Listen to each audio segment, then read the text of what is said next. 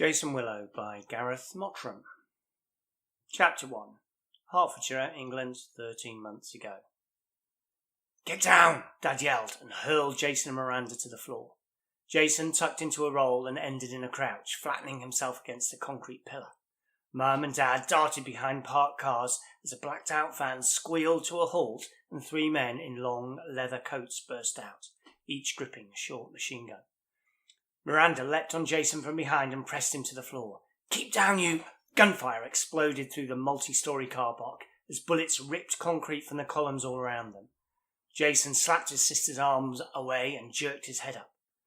Grey dust filled his nose and clouded his eyes, but he could just make out Dad crouching behind the next pillar with his small HK-45 pistol in hand. One of the gunmen suddenly ran towards them and leapt clear across the bonnet of a 4x4, his overcoat billowing out behind him like gigantic bat wings. Dad shot him through the heart with a single bullet. As a dead-eyed head smacked onto the floor, Dad surged to his feet, thrusting his free hand out in front of him. The air seemed to shimmer in front of his left palm as the gun cracked out lead from the right. Miranda caught Jason in a headlock and pulled him down again. "Stay down. They're agents. There's nothing you can do." Jason fought against her expert hold. "Dad needs us. It's still two Uzis against one." Suddenly, the shooting stopped and silence slammed down all around them. "Not anymore," Miranda whispered and eased her grip. Jason broke free and scrambled to his knees. Dad stood just a couple of meters away, scanning the cars with his gun still out. Jason rose slowly. "Where's Mum?" "I'm so sorry," Dad said, his voice barely audible. He didn't look at them. They hit her first. What was he talking about? Jason's eyes darted from car to car, not focusing properly. He couldn't seem to draw proper breaths. Miranda stumbled past him like a zombie and lurched to a halt next to Dad. She stared at the floor on the other side of a bright yellow car for a moment and then silently sank to her knees. Jason was next to her a second later.